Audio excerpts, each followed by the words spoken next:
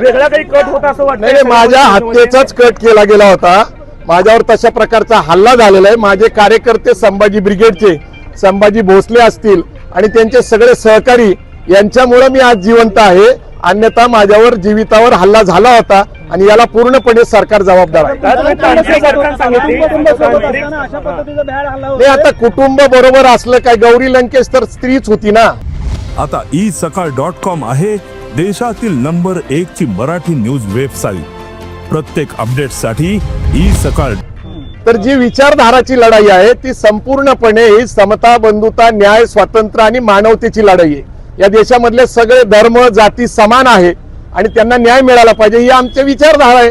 शिवराय फुले शाह आंबेडकरांची विचारधारा मांडत असताना कुणाला जर ते आवडत नसेल तर मला हा काही जो झालेला हल्ला आहे हा काही सोपा नाही. याच्या मागे मोठं कट आहे. सरकारने ते उघडं करावं आणि याची संपूर्णपणे जबाबदारी गृहमंत्री आणि मुख्यमंत्र्यांवर येते असं माझं म्हणणं आहे.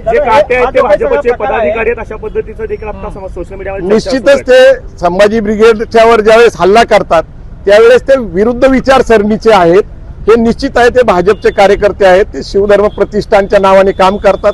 त्यांचं आमचं 2 वेळा संभाषण झालं. त्यांचा आग्रह होता की छत्रपती संभाजी ब्रिगेड असं नाव करा. तांत्रिक अडचण अशी आहे की सचिन कांबळे यांनी संभाजी ब्रिगेड ही जी संघटना आहे तिच्या पुढे छत्रपती संभाजी ब्रिगेड नावाने ऑलरेडी मुंबईमध्ये रजिस्ट्रेशन केलेलं आहे आणि धर्मदाय आयुक्ताकडे नाव बदल करण्यासाठी आपण आग्रह धरला तर पहिली ती संघटना एक तर ती रद्द केली पाहिजे किंवा त्या संघटनेबरोबर आपण सामावून घेतलं पाहिजे. धर्मदाय आयुक्ताने कायदेशीर मार्गाने संभाजी ब्रिगेडला मान्यता दिलेली आहे. पुण्याच्या धर्मदाय आयुक्ताकडे त्याची नोंद आहे. कायदेशीर बाब होती. आमचं त्यांच्याशी संभाषण चालू होतं परंतु त्यांचा अग्रेसिव्हपणा हा काय फक्त छत्रपती संभाजी ब्रिगेड नाव करण्यामुळं किंवा संभाजी ब्रिगेड याच्यामुळे संभाजीराजेंचा अपमान होतो ही गोष्ट खरी नाहीये. स्वराज्य रक्षक संभाजीराजे ही सिरियल काढली त्यावेळेस पण अनेक लोकांनी अशी मागणी केली की छत्रपती नाव लावा परंतु 20 सिरियल ऑलरेडी रजिस्टर्ड होत्या आणि ज्यांनी लेखक आणि डायरेक्टरनी ती रजिस्टर केले ते मान्य करत नव्हते. डॉक्टर अमोल कोल्हे आणि आम्ही संभाजीराजेंचा खरा इतिहास पूर्ण समाजाला दाखवला. बहुजन समाजाला या देशाने महाराष्ट्राने बघितला. त्यावेळेस सुद्धा अशा अनेक धमक्या आल्या होत्या की त्याचं नाव छत्रपती संभाजी महाराज सिरियल करा म्हणजे ती सिरियल होती अमोल कोल्हेंची.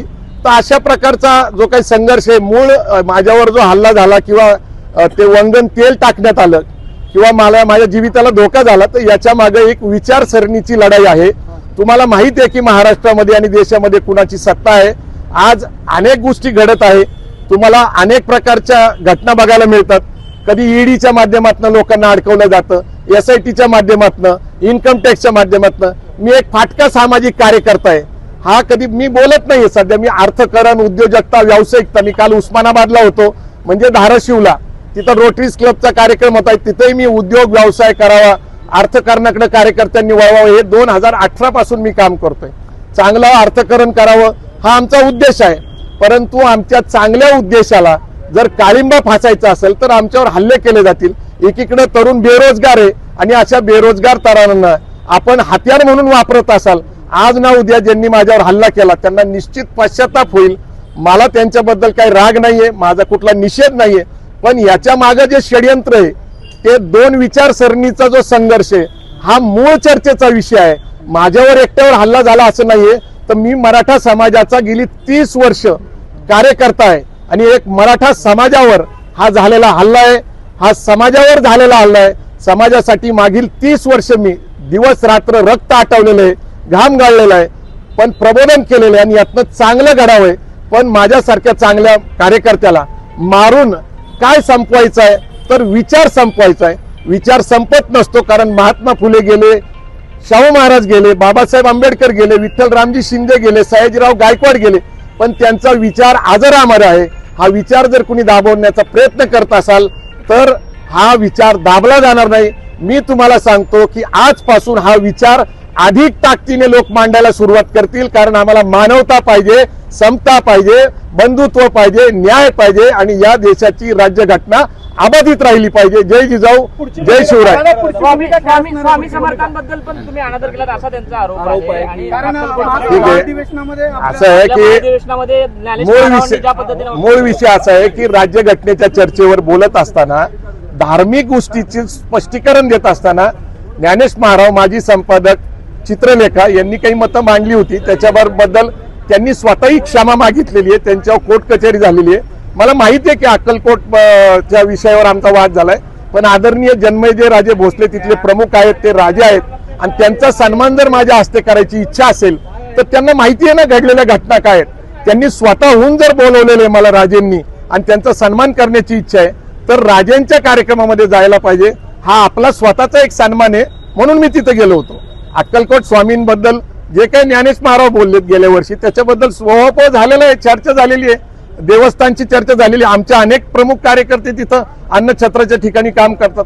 अनेक मतं वेगळी असतात. सगळ्यांची मतं म्हणजे आमची मतं आहेत, ही गोष्ट खरी नाहीये. भूमिका काय असणार आहे पुढची? हे आता भूमिका आता स्पष्ट करता येणार नाहीये. ही आता एक वैचारिक लढाई आहे आणि ही दीर्घकाळ चाललेली. संरक्षणाची मागणी करणार आहे. नाही, असं आहे की जर संरक्षणाची मागणी करायची वेळ आली तर मी पहिला संभाजी ब्रिगेडचा राजीनामा देईल. माझे कार्यकर्ते आणि मराठा समाज माझं संरक्षण करण्यास सक्षम आहे. जय जिजाऊ, जय शिवराय.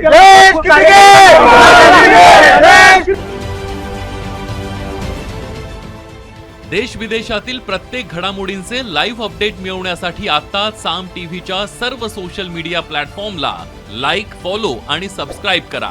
तसंच सर्व नोटिफिकेशनसाठी बेल आयकॉन प्रेस करायला विसरू नका.